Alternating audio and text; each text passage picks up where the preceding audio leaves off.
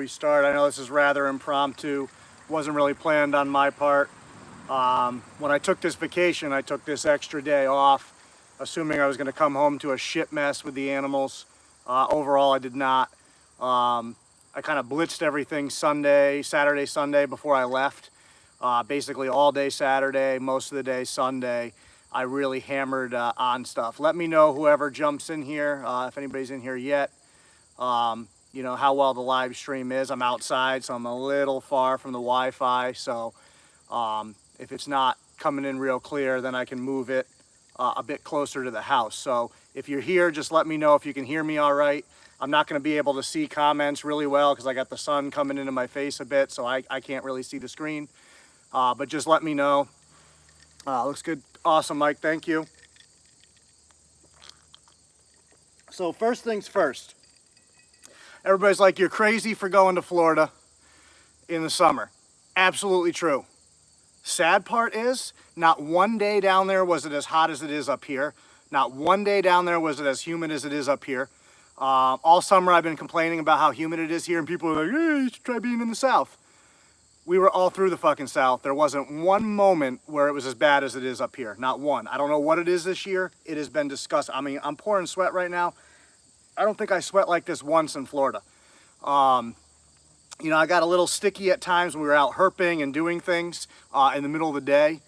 And when we were kayaking, and we were like sitting out just in the sun on the water, it was hot, but not like it is here. And the humidity on there, the highest I saw was in like the mid 90s. It's been 100% up here like most of the summer. It's been disgusting. So that was the first thing that everybody's like, oh, Florida's so nasty. You're all liars, because it was nice weather down there and it's terrible here. I'm back home, I'm fucking sweating already. It's disgusting. So there's that. Overall, the trip was really great, and make sure if you're here, don't duck out early, because in a little bit I'm going to try to pull this snake out. I have no idea how it's going to go, especially because it's so hot. I have her in the shade right now, but it's a little bit warmer than she's going to like, I would think, so that could really tip the scales how things go. There's a big spider web right there, I just noticed. Hopefully I don't walk through that.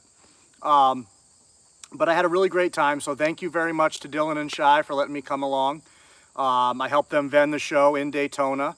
We left Monday morning fairly early. We got down to Daytona Monday night. I forget what time we got there. Probably around midnight would be my guess. It was about a 15-hour drive from their house, about 8.5 from my house to theirs. So I drove out Sunday night. I got to their house at like midnight Sunday. I slept for like 2 hours, got up, and we jetted down to Florida and drove straight through. So it was, you know, the first day we were there was a little bit of a lazy day, but we went kayaking. Those of you that follow me on Facebook or Instagram probably saw we kayaked with some gators. I gotta watch out, it's a yellow jacket, and I am so allergic, and I don't even know where my EpiPen is.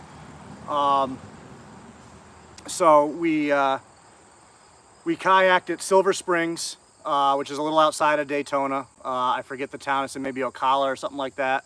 Very nice spot. One of the coolest things about that experience, besides obviously being in a kayak and having alligators right next to us to where we could touch them, and Dylan got some great footage. He brought his GoPro, so he was able to go into the water. Awesome stuff. So if you don't follow him on Facebook or whatever, you should check that out. I think he tagged me in it, so it'll be on my timeline too. Just amazing. We had this one fairly good sized gator. He was probably 6 to 7 feet. You know, it's hard to judge in the water. But he was super tolerant, very comfortable with us. Dylan accidentally hit him twice with a kayak, and he didn't even get mad about that. So that's how close we were. Got some great footage, great video. He didn't even hiss once, didn't even open his mouth, didn't charge, nothing. He was very tolerant. Obviously, if you don't know crocodilians, be very careful approaching them. Even if you do know crocodilians in the wild, they can be unpredictable. Fuck my life. Get off me, please. Oh my God. Sorry, I'm so fucking allergic. Like, I will be in the hospital if I get stung, and I don't know why they're all over. It's August, so they start to get a little more aggressive. There's probably a nest somewhere that I don't know about, and I'm probably sitting near it, so that sucks. Anyhow, so we, you know, we're able to get some good footage of him. We saw a bunch of other gators, a lot of big turtles. Pretty sure I saw a soft shell. I got a really shitty video on Snapchat.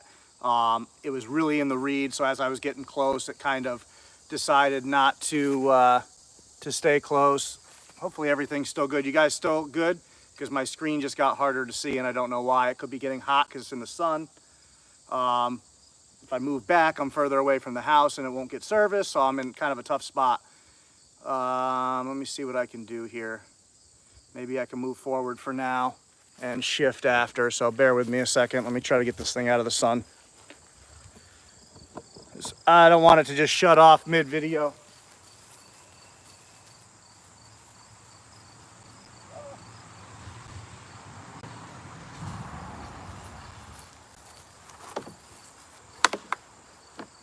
Gonna suck for me because I'm gonna be in the sun now and I hate the sun. But hopefully that'll keep the phone from dying. So anyhow, saw that. There's supposedly monkeys there. We didn't see any monkeys. Very disappointed. This woman told us, oh, they're everywhere, and you get up ahead, and nothing. But one of the coolest things about that experience is it rained while we were out there, and because we were on the water, you could actually watch the rain come at you. So it was really cool. Like, it just suddenly started moving towards you. I can't see the screen at all. God damn. I don't know what's wrong with my screen. So I apologize. Like I said, I'm not going to be able to read the comments right now. So please forgive that. If you do super chat, thank you. I probably won't be able to see it, but I do appreciate that. I can't see my screen at all right now. I don't know if it's the glare of the sun or if it's just my phone doesn't want to really go bright because it's so hot. So yeah, watching the rain come at us was really cool. And I mean, it pounded rain. And the three of us were able to get in under some trees and just wait it out. So that was a good time. We also went herping a couple times. Didn't find anything, you know, so a couple of lizards here and there and things like that. But we were looking for eastern diamondbacks, coral snakes, you know, cottonmouths. Didn't find any of that. Both spots we went to looked pretty promising, just nothing going on. You know, whether it's wrong time of day, you know, whether those spots are better. The second spot, especially that we went to, if I go back down there, we would go to again. Absolutely perfect habitat, just didn't have any luck. We got down there at like 7 o'clock at night. We're out until like 8:30, 9, didn't really find anything. Just kind of had a busy day and weren't able to get there until then. And I think we kind of were in an inopportune window, the time where the coral snakes would start to be coming out, but hadn't quite come out yet. And a lot of the other stuff was probably laying low at that time of day. So I think if we could get there early in the morning or at night, probably would have been much more successful. The show was great. Dylan had a very good show, did well. You know, moved a variety of animals, bloods, short tails, boas, hognose. I forget what else, ball pythons he brought as well. So he did very well. Got to see a lot of people, which was very nice. I saw, you know, Rob and Jeremy were down there. I saw the Valentines, you know, Rob and Jessica were both there with the kids, had all 3 kids with them. So it was cool, you know, watch those kids grow up on social media, finally get to meet them and the kids. Saw Mark Kirkpatrick, he was there, talked to him for a while. He had some really nice stuff there. Wish I had some money to spend, but I do not. Was not really advisable to take this trip from a financial standpoint. But I planned it months ago and I stuck with it, and now it's going to be a rough couple of months, honestly. Just trying to survive until I can get these babies ready to go and up for sale, and then hopefully catch up on some bills because I'm pretty buried right now. Didn't spend an incredible amount on the trip, but obviously, you know, you're eating out more, traveling, you're stopping at gas stations, getting a drink because it's hot, stuff like that, spending extra money that I don't normally spend at home. So that, you know, plus paying for the room and things like that, you know, the trip itself. But we'll get through it, always do, find a way, you know, whatever. I did come home to one snake that I lost, which really sucked. Don't know what happened, nothing to do with me traveling. He's ambient, so it wasn't like a heating malfunction. He still had water, he was still clean, other than obviously when a snake passes, they let go of whatever's in their system. So, you know, there was liquid and stuff from him as everything came out of his body. It was my male blue ghost, a snake that's never been sick, that's never refused food, a snake that's never had a single problem. He's never struck at me. He was good before I left. I cleaned him Saturday night, I believe. Perfectly fine, nothing wrong with him. no signs of anything. He had sired a clutch with the Blue Ghost female, which she had laid right before I left, but it was a garbage clutch, so it just went into the woods for the animals. But I don't think that had anything to do with him per se, or anything to do with his health. He's been eating fine. Like I said, never ever refused a meal, never ever given me a hard time. So that was a tough loss.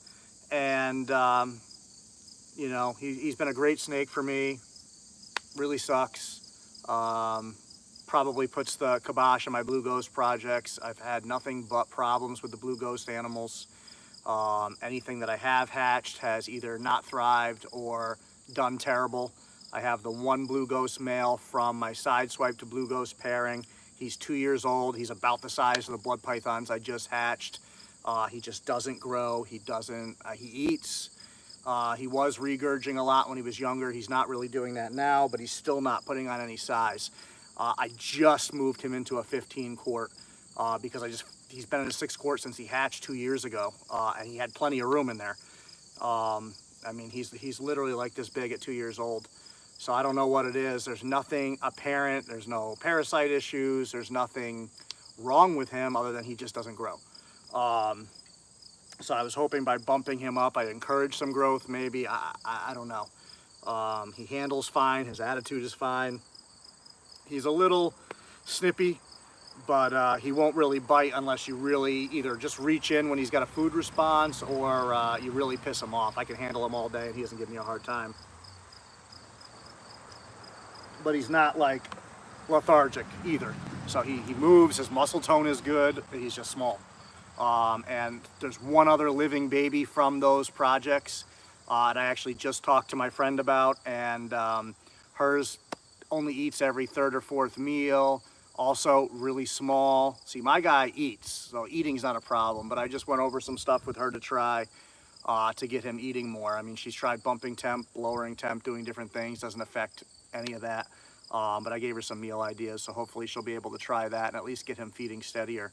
But it sucks to have a whole project, and I put a lot of money into that project, thousands and thousands of dollars, and it's just been a money pit for me.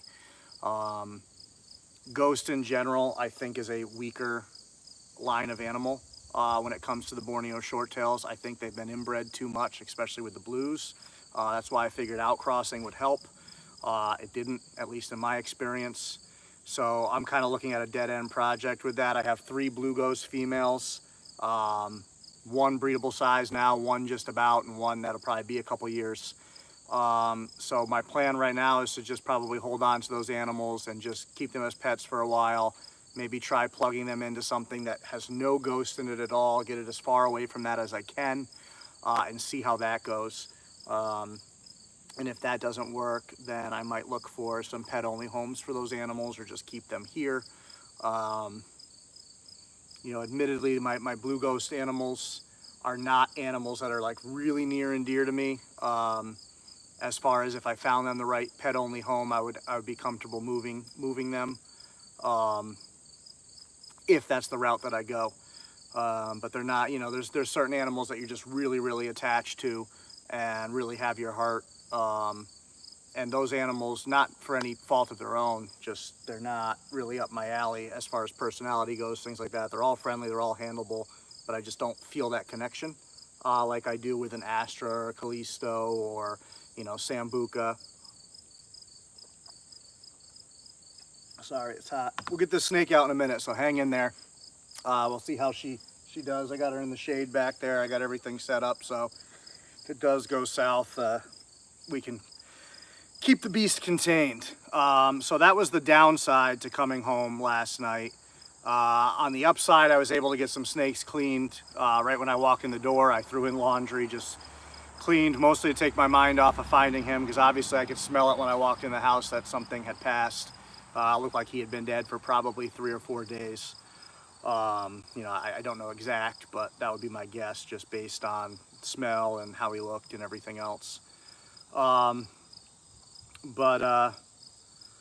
So life has to go on. You know, you got to take care of the other animals, so you can't let it beat you up too much. You can't let it get you down too much. One of the things that's funny about the hobby is, like, you know, that snake cost me $1,600, And if you mention that, people are like, oh, well, you don't care about the animal, you care about the money. And it's like, no, I care about the animal first and foremost, but still, you know, watching something you invested that kind of money in, maybe that's not a lot of money to you, but that's a lot of money to me. I got to work, you know, almost a month take home to get that money back. So that's a lot, and it's a big investment, and it sucks from that regard too. You know, Blue Ghost was something I never really wanted to get into and kind of got talked into.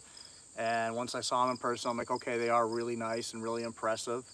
And because I got into it, I'm like, well, I'm gonna go kind of balls deep. And what happened is I bought that male first. Paid the $1,600 for him. It was actually $1,550, but you know, I just rounded up because obviously I have food and everything else into him over the years. So it's even more than that. But I paid the money for him. Guy messaged me, said, hey, you know what? I just found a casting in there from his shed. Turns out he's a male. I had bought it as a female, and it was a young adult female. Because my plan originally was to get a female and put Spot onto it and run the side swipe into the blue and try to eventually make blue side swipes. That was my goal. So he messaged me and gave me options. Do I want my money back? What do I want to do? I liked the snake so much, just he was gorgeous. So I said, you know what, I'll just keep it, and now I got to get a female, because now it threw a kink in my whole plans. Because I didn't have a female side swipe at that time ready to go, so now I've got to figure stuff out. So nobody wanted to sell me a female at all, and I jumped through all kinds of hoops. I finally found somebody that had a female that they had just sold it to somebody else who was on a payment plan. So I asked them permission to reach out to that person and try to work out terms to pay them and take the snake, which I was able to do. It cost me a lot of money. It cost me $1,000 to the seller to get the female, because that's what they agreed to, and then it cost me $600 to that person to buy the rights to buy that snake. So $1,600 I paid for that female, who I've now never bred. Her growth rate's definitely slower than my other animals. She should be up to size by now. I feed her enough, she's just not. And I'm not gonna breed her until her body looks mature enough and I feel good about it. So then I have 1,600 into her, and I'm supposed to give that person babies out of her eventually, which I haven't heard from that person in years, but that's still an obligation if I ever get babies from her. And then all of a sudden after that, you know, Rumbly ended up going back to military service. And so his female, he decided to let go of, because he had to let go of a lot of stuff, being that he was going to be deployed. So I ended up getting his female for $1,000, which was a great deal. And so now I have all this money into this Blue Ghost project, and I sold 2 babies out of it ever, both to friends, because I didn't feel overly confident in those babies. One died probably 8 months after I sold it, maybe 10 months. So even though obviously that animal was established and was doing well here, because I kept that animal for probably close to a year before I even sent it out, I still knew in my heart that something genetically is off with those snakes, so I just gave them a replacement snake down the line for really cheap. Just because even though it's not anything that I did, I knew that that animal was probably not going to thrive its entire life, just based on what I've seen with the Blue Ghost stuff. So I felt compelled to do that. And then, like I said, that one other one my friend still has, but you know, here it is. She's had that snake for probably over a year now, and still it's not where it should be. Like, she has a female Borneo and a male blood for me that are both doing fantastic, growing, doing everything they're supposed to do, and that snake's just not. So, you know, for now it's still alive and hanging in there, and hopefully we can get on the right track, but it just sucks to pour so much time, energy, blood, sweat, and tears into a project and just have it be never-ending, just terribleness. But that is the reality sometimes. Not all these projects we jump into go well. So if you get into breeding and you think it's all going to be sunshine and rainbows, you are so wrong. I would say it's more disappointment, frustration, anger, sorrow than it is happiness. It's you know, and maybe not if you're doing something like ball pythons. Ball pythons are just pretty rock solid, so as long as you're not screwing up genetics too crazy, doing stuff with low ability to thrive or no ability to thrive, usually that's a pretty good trend, and you'll have a good experience. But most other species, maybe not so much some colubrid stuff. Colubrid stuff's pretty rock solid too for some species, but you're gonna have some sorrow, you're gonna have some bad luck, you're gonna have, you know, slug outs and all these things. You know, if you're working with something like scrub pythons, I mean, that is very little happiness. It's a lot of blood, quite a bit of sweat, and a lot of tears. But I guess when you do have success, it makes you appreciate it that much more. It makes you work that much harder to figure out these issues and get to a good place. So hopefully we get there at some point with all these animals, but basically the Blue Ghost project for me has been really tough. So I'm way off topic of the Florida trip. So let's get back on that. Other people that I saw, Rumbly was there. I got a chance to talk to him along with Nick Bottini. You know, two people I've never met in person before, but I've talked to for years. So that was awesome. I've been really down on the YouTube thing a lot lately, as a lot of you guys know. And I actually ran into Matt Jablonski, who some of you might know. And one, I've talked to him for years too, but never met him. So that was awesome. But you know, he talked about my YouTube videos with me and how they had been talking about it on Friday night. It was funny because I went over to his table and he was like, "Hey, Dan," and he was actually talking to another Dan that was working with him. And then he looked up and he's like, "Oh, you know," it was a real funny moment of too many Dans in a small area. But we talked for a while and he told me how much he appreciates the content that I put out. And, you know, and he mentioned, he's like, you know, you're just this guy out in the woods that loves these blood pythons and short tails and showing it off. And I'm not doing all the tomfoolery and bullshit that, you know, most of us hate, that a lot of these bigger names do, and how, you know, they'll argue that they're doing good things for the hobby, but really they're not, and they're making us all look bad, and it really sucks. It's very frustrating. Even my friends that I know locally will send me videos and stuff of some of these people, and it's horrible stuff, and it's like, it upsets me. And then the poor people get an earful from me of how much, you know, the bulk of the community hates these people for what they do. And why, and these people get so much more information they never wanted to know. This particular video was a certain someone just ripping babies out of the fucking egg, which literally makes me so angry. You have this platform, how the fuck are you gonna stand there and teach people that this is okay? Because it's not okay. These babies are coming out, they're fucking not even done absorbing their yolk half the time. Like, you just don't do that. And then, yes, he's equipped to do things and to fix these problems that he's creating, but Joe Schmo is not. And so now they're thinking it's okay to do that, and their babies are dying. And then you know what happens? They don't want to be in the hobby anymore. They don't want to breed anymore. Or they just keep piling up bodies and don't think anything of it because, hey, you know, they're heroes doing it. So sorry for that little rant there, but that stuff just pisses me off to no end. It's irresponsible and it's selfish. All they care about is getting the views and getting that money in their pocket. And that is what hurts us. And people like that are leveraged elsewhere in other countries. If the hobby goes away here, they're gonna be okay. People like me are not, people like you are not, and they don't care. It's selfish. All they care about is themselves and that money in their pocket. Don't get me wrong, I need to eat too, so I care about money in my pocket.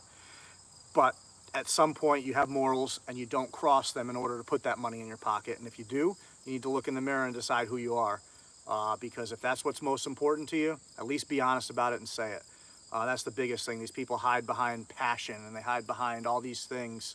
That's just not the case, and it's really, really unfortunate. So once again, sorry for the negativity, but it makes my blood boil, and I'm trying to tone it way down because inside right now I'm raging. So anyhow, let's get this girl out, see how she's gonna be. I have no idea. I haven't had her outside in over a year. I haven't touched her in over a year, you know, hands-on, so this could be interesting. Get my last drink of water before I die here. So bear with me a second as I grab her. I'm gonna let her acclimate and come out on her own, so it might take her a few minutes.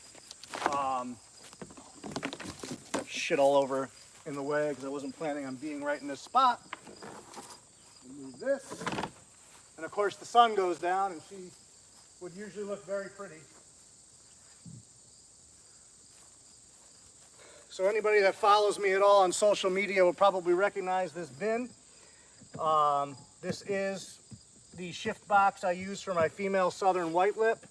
I'm actually going to open this because a lot of times she prefers to come out through here. I'm going to kind of let her do what she wants to do. Hopefully she's not in shed or anything. Oh, and she is in shed. Fuck. Of course. Of course she's in shed. Nothing can ever go as planned. Probably should have known when she was in her shift box that she was going to be in shed. We'll see if she'll still come out a little bit. It's all going to depend on how nervous she is, because I'm not going to push her to a level that's going to make her very uncomfortable. Right now, she's just been made aware that she is not inside. So her tongue flicks are very rapid. She's still a little on the thin side. Obviously, she hasn't been fed in a couple of weeks of me taking the trip and being in shed. I'm thawing food right now, but she probably won't get fed. Gonna leave it up to her if she wants to come out a little bit. I might encourage her with the hook in a minute. I just don't want to freak her out too much, given that she's in shed. Let me touch her a little with the hook and see how she reacts to that.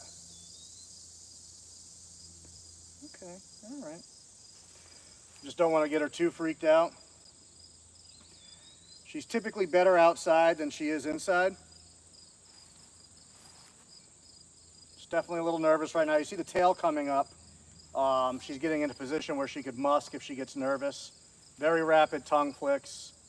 And she's in fucking deep blue right now, so she can't see well, which obviously is going to throw her off a bit. It sucks she's in shed, man. I thought this was going to be a good video. You know, I cleaned her cage last night when I came home. I need to clean her shift box. But I was really hoping she was going to be in good. And I should have known when I cleaned her cage and I put her back, she didn't even stick her head out of the shift box, which usually she does. But I had thought she had shed recently so that she wouldn't be in a cycle. But I thought wrong. Come on. Okay. All right, go ahead. Get out and get in the grass a little there.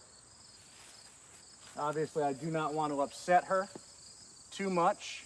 So right now, I'm going to take things easy. Let's see if I can get my hands on her without super upsetting her. Okay. She may not be able to see that great, but she can see enough to know where I'm at. Yeah, see? That's very, very white lip right there.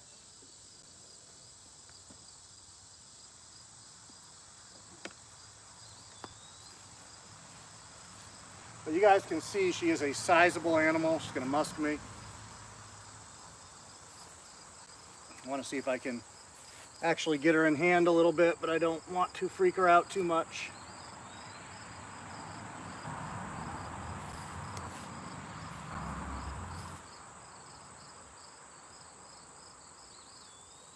You guys can get a good look at how big she is. Don't bite yourself, stupid. Hopefully we can get her up to weight and size where I want her to be this year, so that we can make an attempt at pairing her up. I do need to probe her and make sure she is indeed a female. But just a beautiful animal. Unfortunately, she's in shed, especially because she is so iridescent. Of course, the sun went down anyhow. You have to forgive the movements right now, but obviously I do not want to take a bite from her. Overall, she's being pretty well behaved. She would be a lot better if she could see. She's just very, very uncomfortable. You can see even when she touches the grass that it's, you know, making her a bit nervous. Let her get down and crawl around a little bit. Give her a second. But you can see, I mean, she's a very, very large white-lipped python. Trying to get her without being a menacing shadow. So you can see there are ways, even with a reactive animal, and even when it's a reactive animal that's got a reason to be nervous, where you can maneuver them without totally freaking them out. You know, a lot of it is giving when you need to and letting the animal kind of control where it's going and what's going on. And of course, keeping yourself out of swing range. You notice she's not musking as much right now, and see, she's putting herself back in her shift box.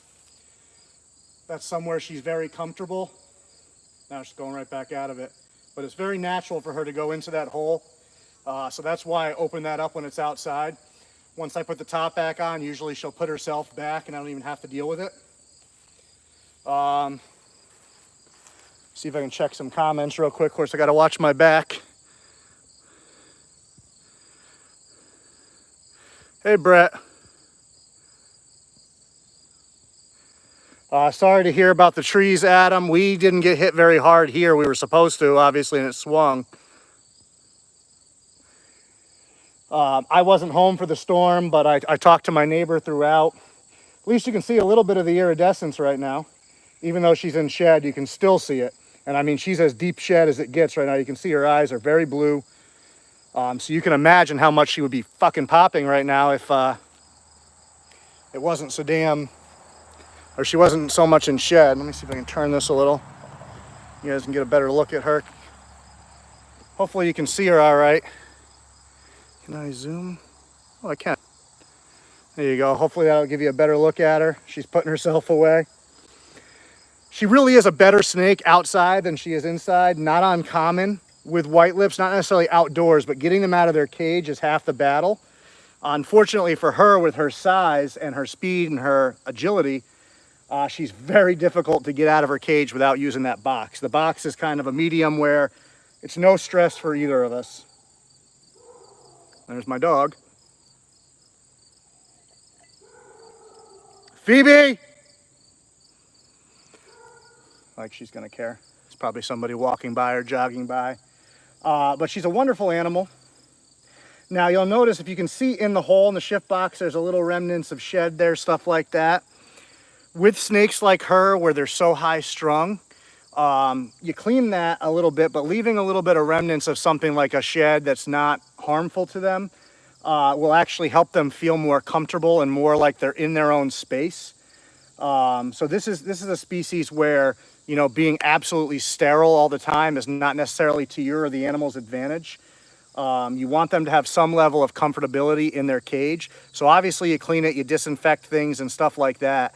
But, you know, if they shed a little bit on the wall and you leave that there, or a little bit at that entrance to her hide, it just gives them some familiarity and comfortability with the area. So probably every like third time I clean the shift box, I'll really scrub that off. But then I'll leave something somewhere else. Like there's always something within her cage that'll allow her some level of comfort. And also, not to mention, when, you know, I used to be one of those people too, where it's like you have to maintain absolute sterility all the time. You know, in the reality, especially for younger animals, sometimes it can be good to let them go a day or two, as long as they're not super sensitive babies, because you want to build their immune response. And if they don't have any way to do that, Phoebe! Sorry. She's on the other side of the house, so I can't see what's pissing her off, but there's probably somebody walking or doing something stupid. So anyhow, you know, you want to give them a little bit of a chance to build an immune response. If something happens and they've never had any immune building, they're usually going to have problems. So that's something I've learned later on in life, as difficult as it is sometimes, to let these animals sometimes have a little more exposure. And supposedly with breeding white lips, you have much higher success if you don't clean the cage as much when they're breeding. So that's something that people that are very successful with these animals have mentioned to me specifically. To let it get a little dirty seems to encourage the breeding behavior and the success there. What that has to do with their natural breeding habits, I'm not too sure, because we don't really know a lot of information about these guys in the wild. But I'm assuming maybe the den where they're laying their eggs or whatever, they're letting stew a little bit, so maybe it's a more natural thing for them. Once again, it could be just that level of comfortability. You can see how reactive she is, though, even when she touches her own tail. I'm going to cover her up now and get her out of the sun, because it is hot, so I don't want her to overheat, because she's going to sit where she's comfortable, as opposed to looking for ways to properly regulate her temperature. I just need to get her off of there without freaking her out. There you go. Now we can go ahead and put this back on. Put this on here. And I'll talk to you guys for a few more minutes before I cut this short, but let me get her into the shade.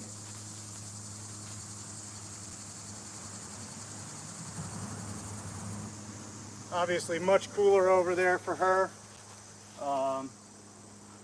You know, they are a lot more like short tails in the temperatures that they like. And it's hot out here today. They really like that low 80s. And let me zoom you back out here.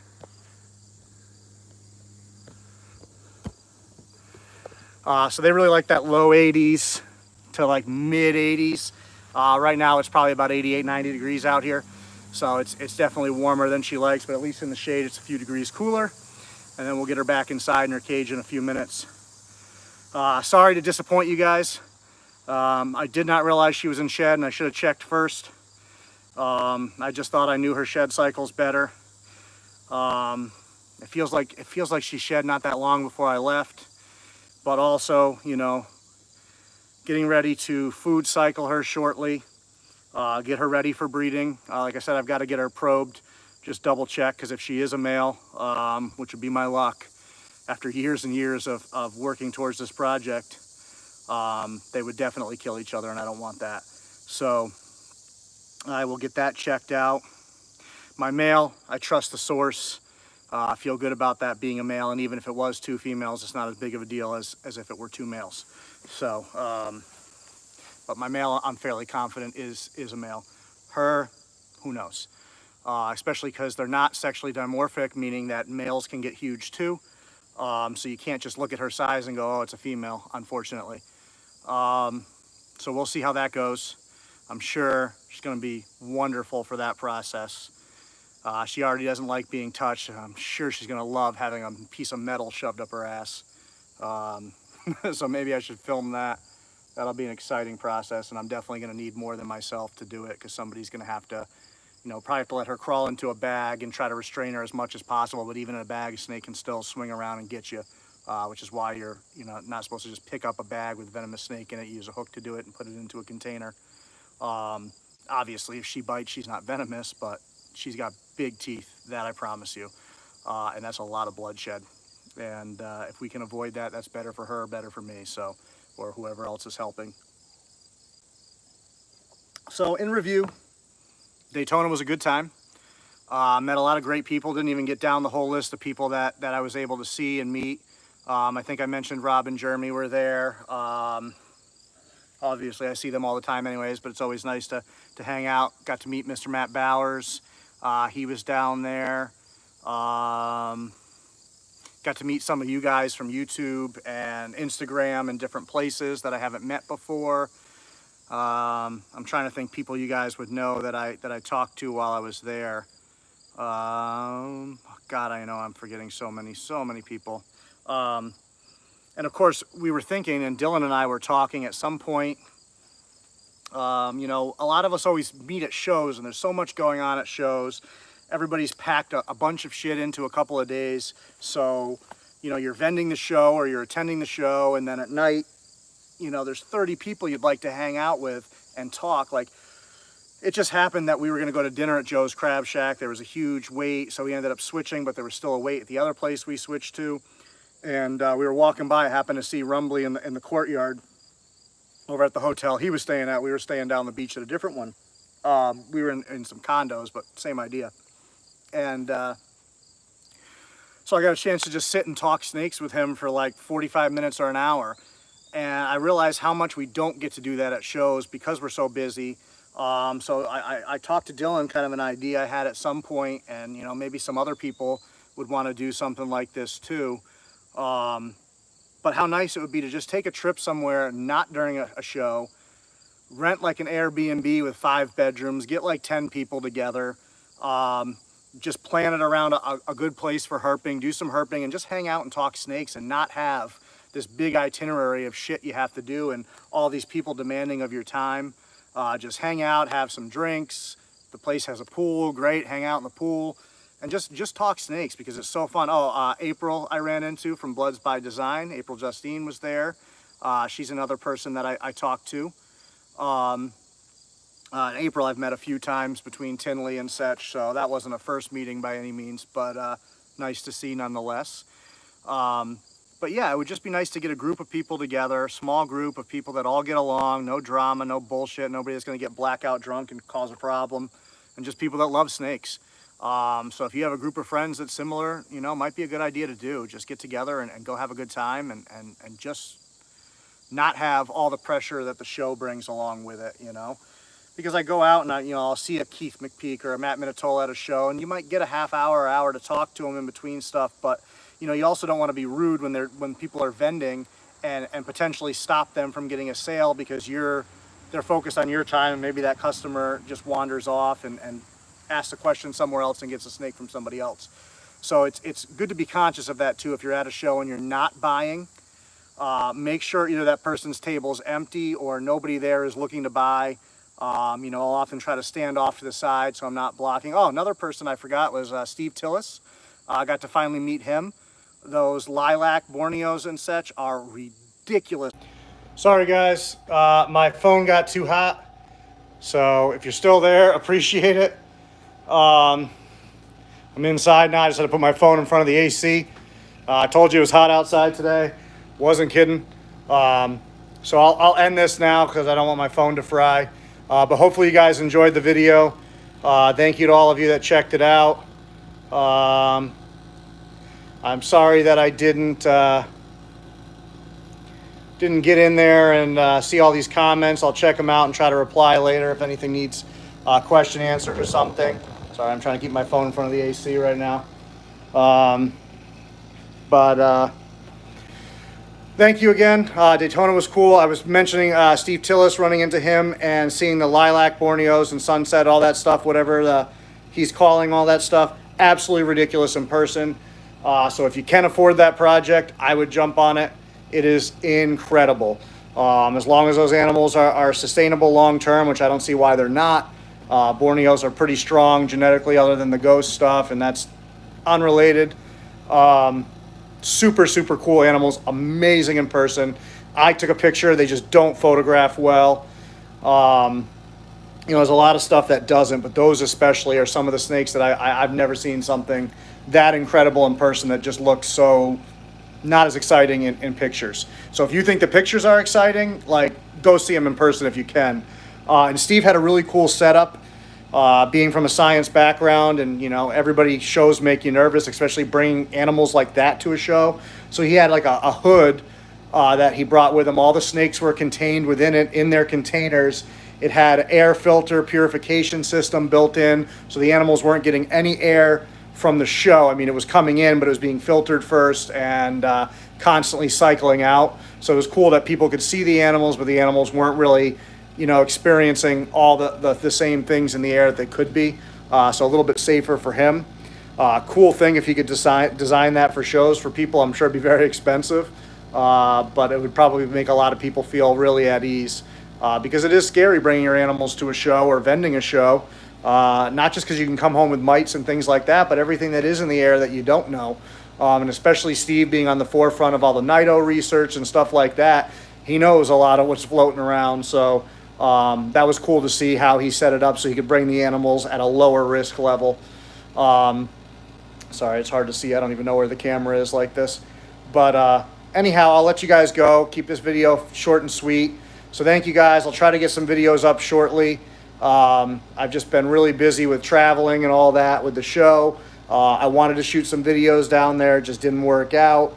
Plus, I was just trying to have a good time for once in my life. So sorry that I didn't get more content. Maybe I can put something together, some of the footage and pictures and stuff that I took, and make a short video so you guys can see some of that from the trip. But if you get a chance, definitely worth going down there, checking out the show. It was a cool chance to meet a lot of people, see a lot of cool animals. I still think I like Tinley better overall. You know, cooler weather, which I like. And just the atmosphere at Tinley is second to none, especially with the bar being right there at the venue and just being able to go. I don't think Tinley's going to happen this year, unfortunately, just given the politics in Illinois, the way that things go, with them really pushing the COVID stuff hard right now. I don't think there's much of a chance at all. I would love to see it happen, but I wouldn't get your hopes up. So that's where I'm at with that. But hopefully we can get back to Tinley soon because it really is a great show. So we will see you guys later. Thanks for checking it out.